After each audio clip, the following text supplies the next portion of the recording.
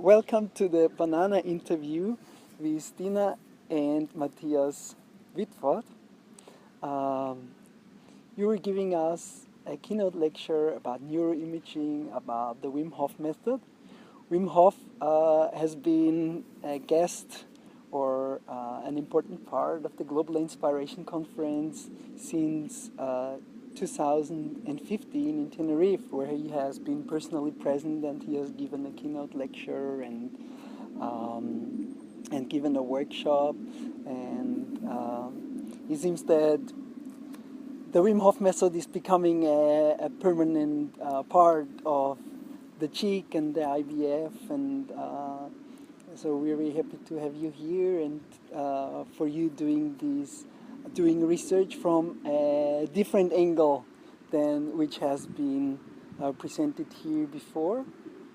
And I was curious about how you became interested in breathing. Was it the Wim Hof method that sparked your interest, or have you been interested in breathing in breathwork before? I started to become very interested in breathing since I listened to the podcast interview with Wim Hof on the Tim Ferriss show. It's a huge podcast in the United States, and he has done a lot of interviews there. And this was the first one I listened to, and I was fascinated by this guy. And so I tried the online course, I tried the free video course, and experienced amazing things, and was completely overwhelmed by the effects that breathwork can have. If you would have asked me beforehand, I would say, yeah, breathing is kind of simple. What effects should there be?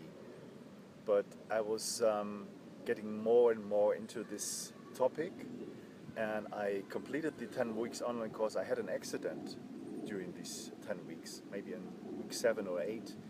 I slipped on ice and broke my rib. Wow. And usually all the doctors said, take your painkillers, and it's getting very painful. You have to breathe because there's some danger that the lungs don't work if you don't breathe properly. So I just took once a painkiller and didn't need it anymore because I just continued to breathe the Wim Hof method. And this was quite striking, and then the story goes on and on.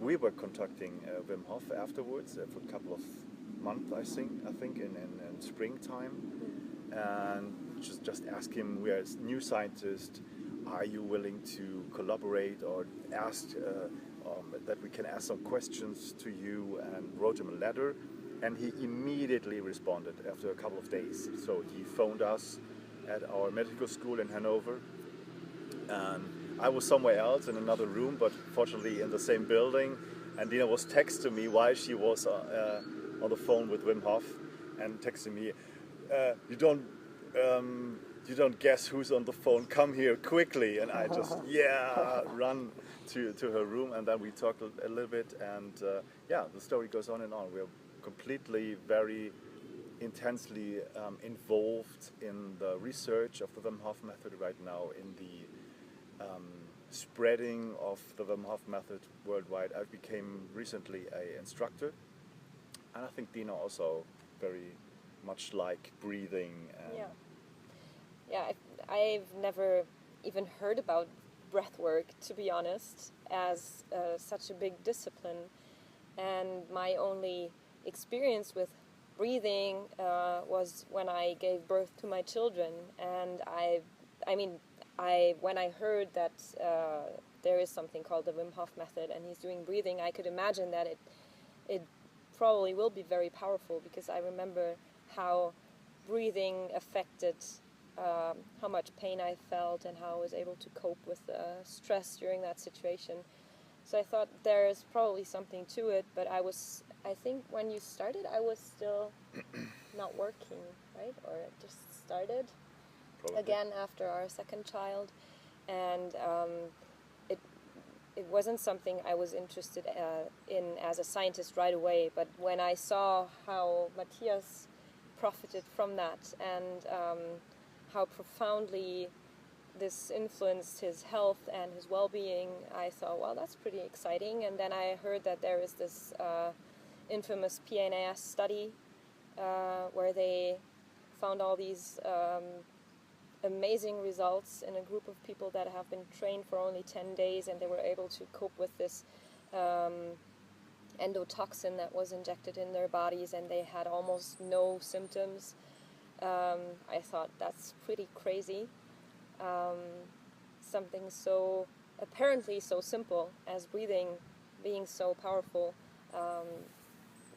I found that very fascinating, and I'm very much into empowering people and showing people what their body can do. I'm a posture teacher. I teach the Gokli method aside from my neuroscientific work, which is not breath work, but we also work with the breath to get a feeling for elongating your spine and how it moves, and trying to make it move freely, and kind of like a little meditation. And it's just amazing to see how powerful our bodies are, and if we're confident and keep working on tapping into our potential, how many things we can change ourselves. We don't need pills, we don't need doctors, we don't, like, it's not that you don't need pills or doctors for something, or like if you have an accident and your leg is broken, then it's might be good to put a cast on it, you know, but still doing breath work will help the healing anyways. And I think that's something that I've been very interested in for a long time, to really see what we can do without external modulators or chemical agents or something like that. Yeah. Sounds like you have really come across something that changed your worldview in a way from how it was before. Yes. And I'm curious, because is this in the natural sciences there is a very clear the methods you apply are very natural science oriented, and you were presenting us the studies around some studies around the Wim Hof method, and some neuroimaging things you were doing around it, and you were talking about also the limitations and the possibilities of these methods to see certain things or not see certain things. So how do you, what is your, how do you think can these methods contribute to our understanding of the effects of breathwork? To which extent, or which are the main topics where you think those methods can take us a step further in understanding the effects of breathwork? I think one thing that is important is showing that it can be done, although it might sometimes be technically difficult, because then that opens the door for more research. People have like a case example of, okay, if I'm interested in doing that, I can do it this way and it's going to give me results, and I can look at my own questions. So it's always good to have like a door opener study that shows, okay, it can be done, and now go that way and try to come up with better methods. And the more people get interested, the more the methods will evolve and make it easier to see things. And then I think one other thing that is very important is that the way to get these things into the mainstream will not work, in my view at least, will not work without science. Because evidence-based science is very important in our world. People want to see results. They want to have something, numbers, pictures, whatever, to show them this is proper science. It has been done according to certain standards, and we find results. So it's not just something that somebody claims is working and other people are running after that person because they have a lot of charisma, but there is nothing to it. And I think that's what science can do, is give you some evidence-based results that make what happens and what people feel more convincing to everybody. Yeah, completely agree. So I think there are maybe two parts of scientific investigation of breathing. The first one is just to look at the brain or the body, depending on what method you're using, to look what happens during the breathing. What is a automatic breathing, a natural breathing, and what does the neocortex, so the upper centers of the brain, are doing to control the automatic breathing. So this could be one part of a scientific investigation, and the other part is what are the effects afterwards when you have done a specific method of breathing technique. So what changes can you see in the brain, what differences can you see in the blood and hormones, in specific physiology measurements.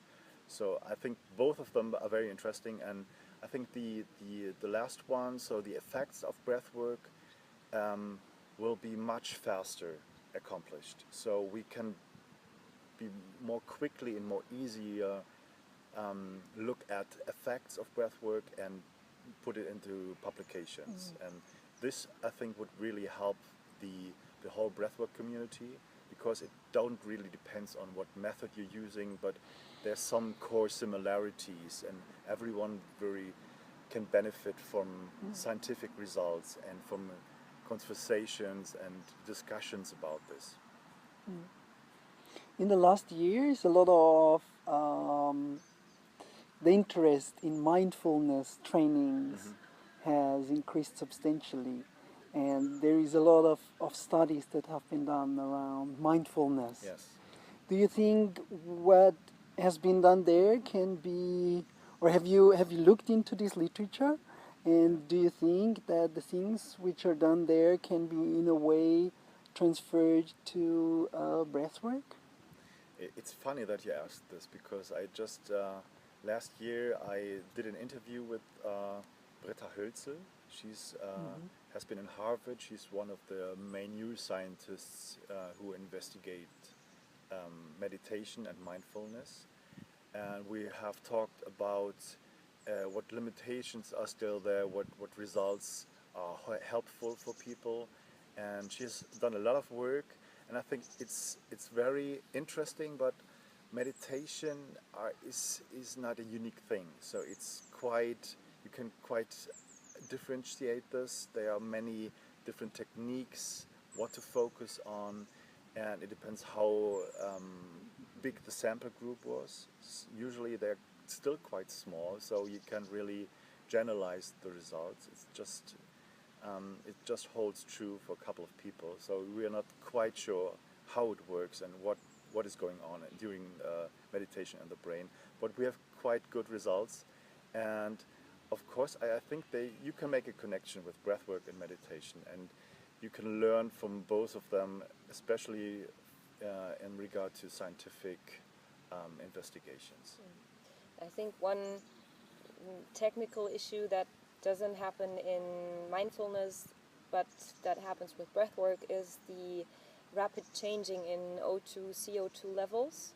And this, for neuroimaging at least, that's a problem at the moment, because what we're interested in, the neural activity that we see, is not mapped directly, but we're looking at blood flow and changes in the blood flow in the brain.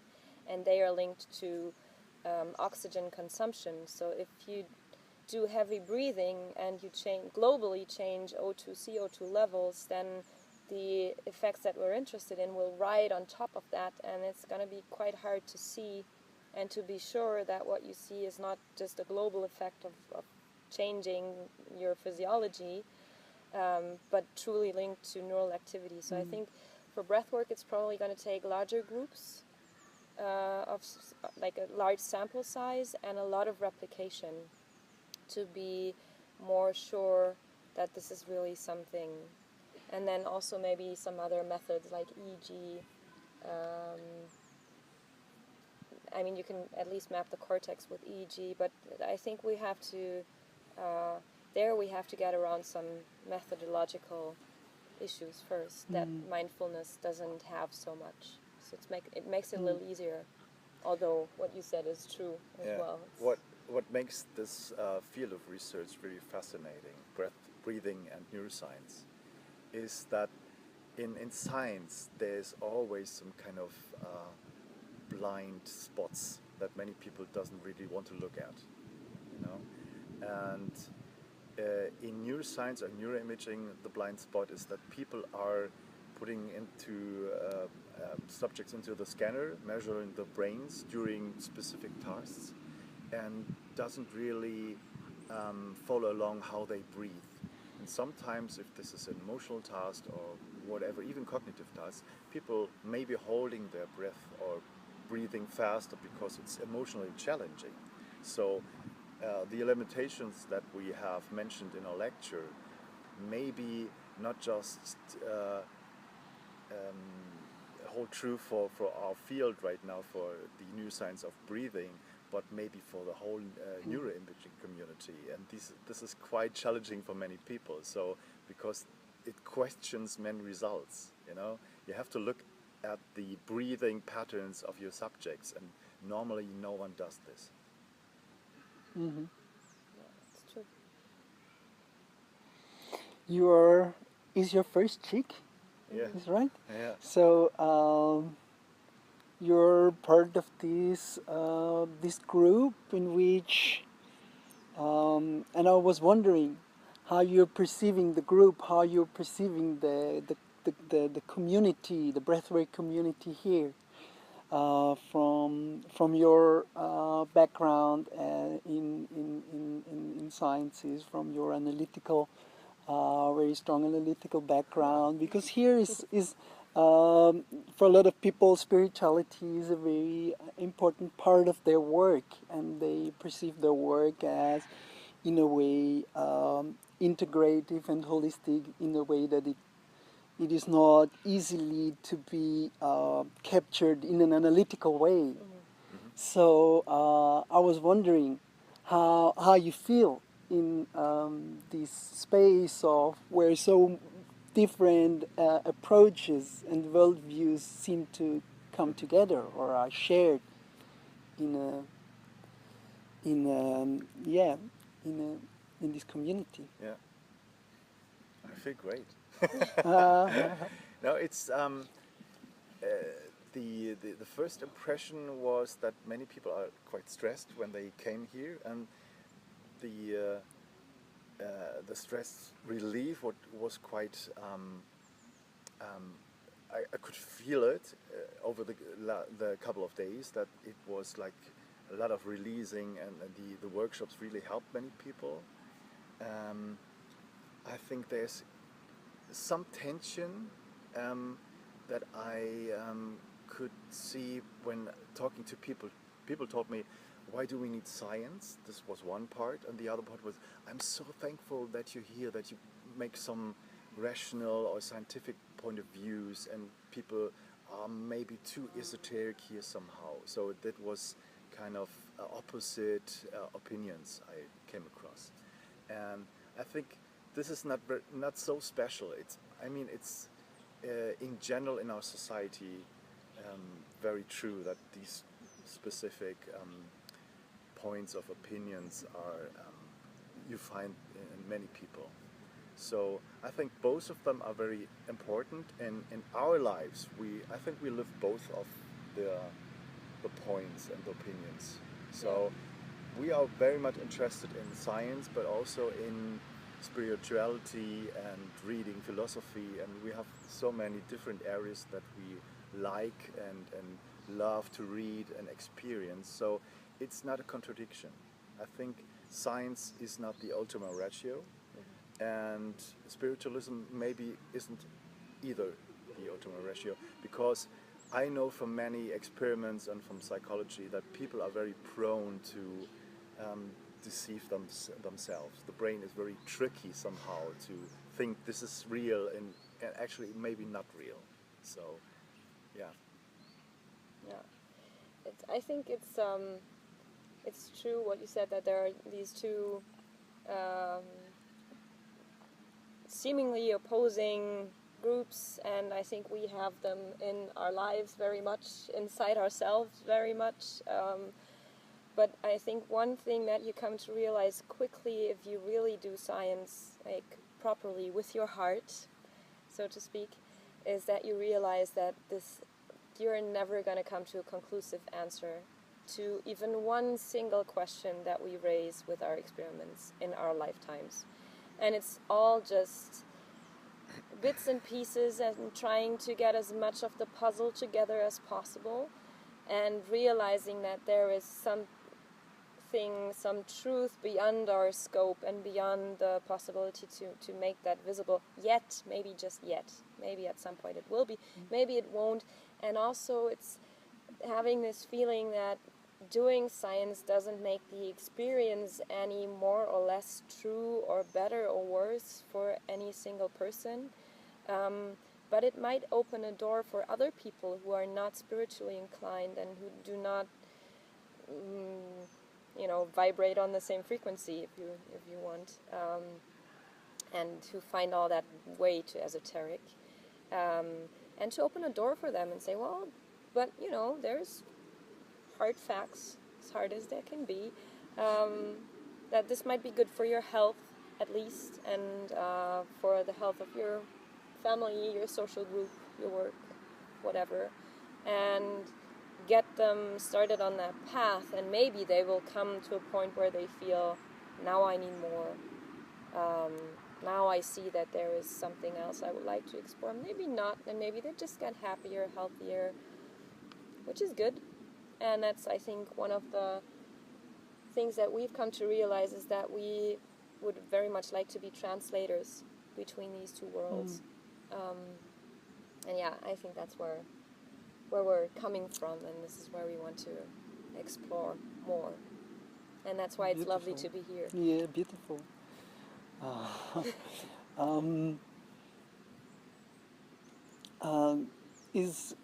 Do you have already an idea where the next stages or the next steps are going to take you? Is the Global Inspiration Conference? So it's the maybe Inspiration Conference. maybe you I have thought the got Conspiration. maybe conspiration as well. I don't know about that, but I know about the inspiration part. So I was thinking, okay, have you? Do you feel inspired in a way that you think, okay, this work is in a way well received, or you feel like, okay, you want to go one step further in this direction or one step further in another direction? I know you had this idea to compare, to present us some comparison between the Wim Hof method and coherent breathing. And I'm particularly interested in coherent breathing because it's part of my work as well. Mm-hmm. And I'm very curious about that. So, do you have already plans, or what do you think might be next steps where your work may take you? So we have tried to set up experiments in order to compare Wim Hof method and coherent breathing, and came across these limitations and these difficulties to do neuroimaging with breathing. And there are so few papers and publications out there, and they are quite old, so almost 10 years, which is quite old in scientific terms. So we came across with these problems and limitations while doing and starting already the investigation on the experiments. So we are analyzing the data and saw we can do this in this way. Some people are trying to manipulate the CO2 saturation beforehand for the people. It seems to be too complicated and too manipulative somehow.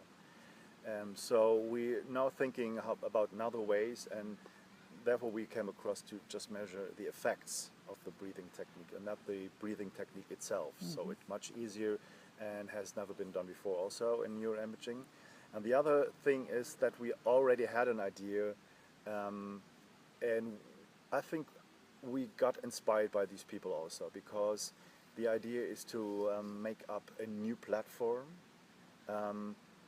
foremost for the Wim Hof method, but including all other breath workers also, if they want to be included, and ask them for interviews, and inspire people also who are keen to get more knowledge about different breathing techniques, because the Wim Hof method seems to be like the first drug of breathing, and then people like to go on and look around what else is there, what kind of effects breathwork could have also. So this is the future plan, and maybe it's not in the far future that we will set this up. Yeah, and I think for me, being here and experiencing what has been going on with people during the transformational breath work and during the workshops that I attended, and also for I've been able to take a lot for myself, which is very unusual for going to a conference. I think I will come home more relaxed. That will be very unusual. Usually after a conference I'm very tired. But I'm an emotion scientist, so emotion science has always been my topic, and I think that breathwork, combining breathwork and emotion science, is also very promising. But this will be in the more distant future. So I think what you just said will be the next 2 steps, and then maybe 4 or 5 steps further along the way, I would like to do more about the emotional effects and effects on general well-being that breathwork can have, alongside the more tangible results that hopefully we'll get sooner. Yeah. And it's good to hear that the effects the Global Inspiration Conference had on you are very positive compared to your other experiences conference, and I share this experience with you. And I want to thank you. Thank you for doing this interview. Thank you for sharing your work with us. And, well, thanks a lot. Thank you for having us. It was a pleasure. Thank you. Okay.